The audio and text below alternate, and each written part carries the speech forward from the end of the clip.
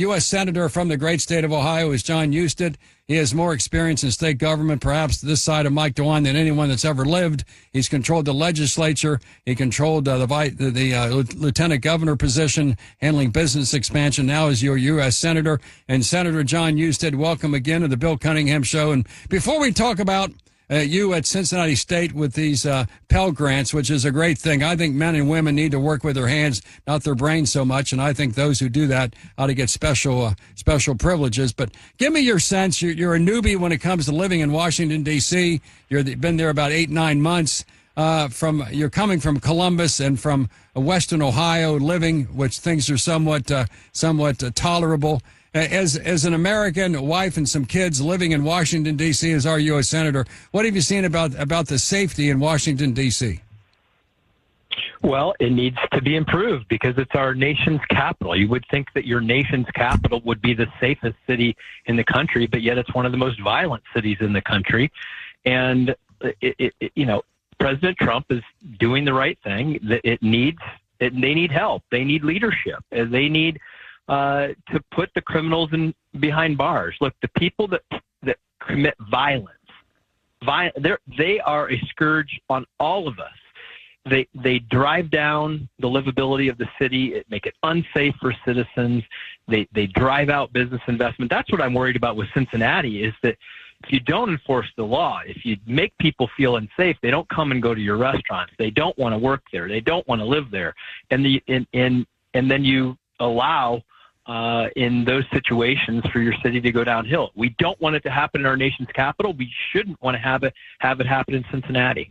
Senator Husted, I have a text here from a business owner in Cincinnati downtown that says, please follow Trump's lead and have the National Guard in Cincinnati to help our police units. They need to hire 200 more cops immediately. Until then, the restaurants are completely empty. The businesses are fleeing.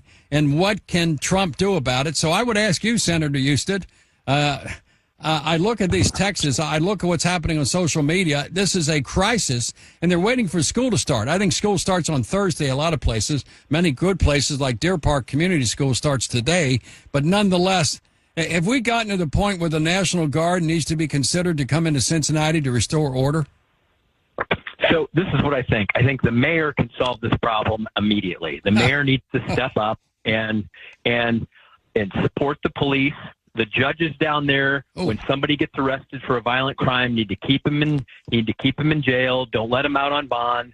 That's where it starts. That's where the responsibility should start and end. However, we've not seen that. So Governor DeWine, I know, has offered to have highway patrol there, which I know he's done in the past in Cleveland and other places that had those things. The mayor needs to take him up on his offer and have the highway patrol in there to help with this violence, with the crime that's going on, and send a message to the, by the way, not a large group of people, a handful of people who are creating this culture by leading this chaos and violence that's happening. We need to arrest them and we need to put them away. And the mayor can solve this problem immediately by taking Governor DeWine up on his offer. You know, the governor yesterday, you may know, I know you're busy with national issues, but he was in New Richmond, the home of the Lions. I love going to New Richmond, and I love that little new Mexican restaurant on Front Street. I know people there. They're good people. It's a great idea. And the governor said in the news conference that, look, I had an initial conversation with Aftab Puraval who said yes, yes, yes. And then I told him, okay, my safety director, my commandant, this guy will be in touch. Who do we get a hold of? Well, here's Thiji's number. Here's the fire department number. Here's the city manager's number. He says over the last week, numerous contacts have been made between the state and the city, and they're completely ignored. They don't get a yes or a no after the initial yes. Puraval, as you may know, is a ribbon cutter. He doesn't lead, so what he does is cut ribbons. And he's told the governor, okay, we'll accept that help. But now a week later, they don't get calls back. So now what do you do? I think the pressure needs to mount on the mayor to respond. This is not somebody else's problem. It is his problem. It is his failure to lead on this particular issue that has created the culture that's allowed this to happen. However, if after time, I think we need to hear from other leaders in Cincinnati to call on the governor, maybe to overrule him and go ahead and just infuse law enforcement into the city and get the job done. But look, I don't like passing the buck and saying because the mayor of Cincinnati won't do his job, somehow it's Donald Trump's fault and Donald Trump's got to do something about it. Just do your job. I mean, it's ridiculous that this is allowed to go on after what we saw.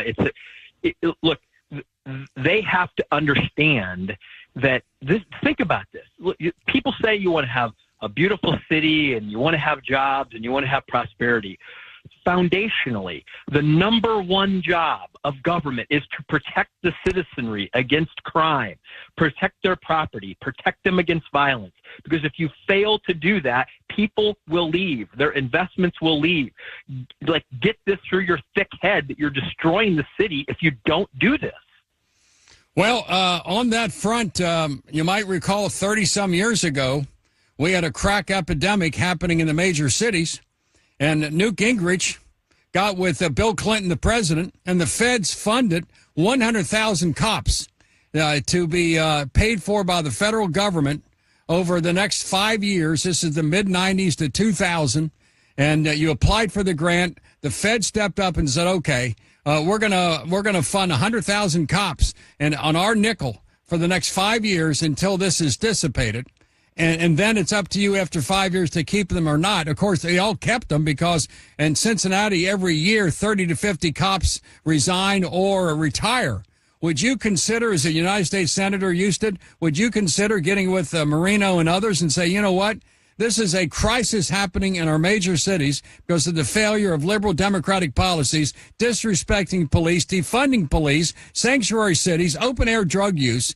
Because it's happening again, what about the feds funding 100,000 new cops, assigned to Ohio 2,000 of those cops, and parcel them out to the city and tell the mayor, we're going to give you 100 new cops to be paid by the feds until you get your act together for the next 5 years, and let's see what happens. Can you be the Newt Gingrich of 2025?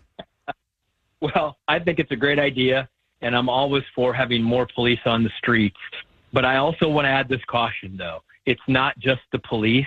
It's when you talk to police officers to say, look, we arrest people, we put them in jail, and then before the sun goes down that night, they're back out on the streets on bond, even after committing violent crimes. So it's not just arresting people. It's actually having a criminal justice system that says that if you commit crimes of violence against your fellow citizens, you have forfeited your right to be out in public on our streets and in our communities. So it is, yes, we can do more with police. I think the police are doing a great job in most places. However, it's the entire criminal justice system that has this sort of defund the police mentality, soft on crime. We're not talking about minor drug offenses here. We're talking about violence against your fellow citizens.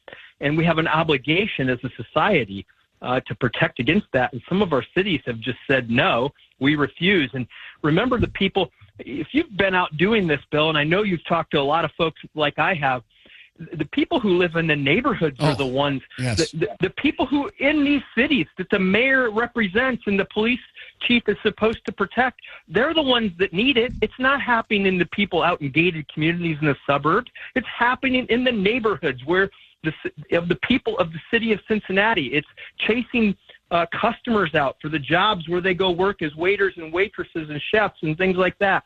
It's ruining their lives if they refuse to do this. Well, once again, bringing that point up, I don't know if you know Judge Bill Mallory, one of the Mallory brothers. He's a good guy. He's funny, good to be with. He served on the bench with my wife for many years. He's a liberal. He's an unapologetic liberal. He gave one of the criminals, an armed robber, a drug dealer, a $400 cash bond to get out of jail, and he was one of the ones that beat the hell out of Holly. And when you talk about judges, I don't think you can reach judges like Carrie Bloom in juvenile court that simply do not believe that especially young black men should not be incarcerated, because she has made statements before that time in jail is worse for them than the crime they committed on the victim. So when your mentality is, if I lock that kid up, who's committed armed robberies and rapes and drug dealing, it's worse on him to be locked up than the punishment inflicted by him on his victims. Where do you go with that, Senator? What do you do? It's a distorted reality that some of these folks live in. I don't want anyone to be in jail or in prison if they haven't committed a violent crime and if they have the ability to, but there has to be a consequence. You can't have somebody, you have to have, if you've committed violence, like violence on another person, you have an obligation to remove that person from society until you believe that they are capable of functioning without committing violence. Because who do they typically commit violence against? Right. Not random people. No. That happens, but it's usually against family members, people that live in their same neighborhoods. The people that you're supposed to be protecting are usually the victims of your failure to remove people who commit these violent crimes. Now, lastly, before we talk about the reason you're here, Fox 19, Tricia Mackey's story last night. West End residents are voicing their concerns, they say, when 75 gunshots erupted on Saturday morning at 3 a.m. We were sleeping, and all of a sudden, the neighborhood sounded like a war zone. At least 75 shots were fired. The bullets are all over the neighborhood, through doors, through windows. People are sleeping, and the residents are saying this is a regular event. And so then skip across the highway there to OTR, north of that. A very proud elderly black guy says, we need help. Our community's in a war zone. It's more dangerous to live here than in Baghdad. And I'm thinking, okay, we got problems all over the city. At the banks, there are kids on the shoreline that will shoot the barges that go by like ding, ding, ding. Something's terrible is going to happen with that.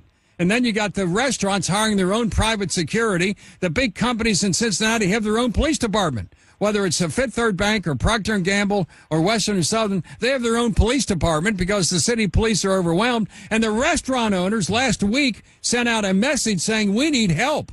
There are people walking into our restaurants, grabbing food off the plates of our diners and walking out laughing, and that it's not safe for our employees to walk to the parking lot at 1 o'clock in the morning. And the mayor's response to that is, things are getting a lot better. He has a chart that says in Madisonville, between 4 a.m. and 7 a.m. on Tuesday through Thursday, the break-ins are down to 60 cars a weekend instead of 100. That's a 40% reduction in crime. Senator Husted, can you sense my frustration? There's a question in there. There's a question in there. I understand your frustration, but think about the people who live in those neighborhoods. Think about the fact that their property is constantly under threat, that they are under threat, and they feel like the elected leaders in their community are not doing anything about it. Correct. And look, I make this plea. I make this plea to the mayor and the city council. Don't let what's happened in San Francisco, in Portland, and in some of these cities around our country where we have literally let violence and drugs and this culture of nobody can be put in jail for anything.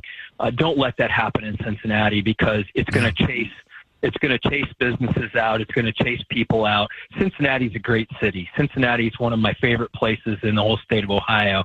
And this, if you stem the tide now, if you make the point that our number one priority as a public servant in the city of Cincinnati is to protect people and their property, and that you go about doing that and you have consequences. If people see consequences for their violence, the violence will stop. It will. Yeah. It will stop when people in communities see that it's not tolerated. But if they see that it is tolerated, what's the disincentive for doing it? Why not go ahead and do these things if I know I'm not actually going to spend any meaningful time in jail? That's the counterpoint of failing to put the rule of law in place and to enforce it. I know we got to talk about why you're. This is a moment in time for Cincinnati. It is right now. Change the course. And we got the president. Right now is the time to change the course, and they need to come together now and do it now. Now, well, we got to talk about why you're here, but Victoria Parks, the president pro tem of the city council, said that Holly and the others begged for the beatdown. They wanted her face to look like that, and that's the mentality. Now, Senator, we started with, why are you here in Cincinnati today? Well, why are you here? This is important.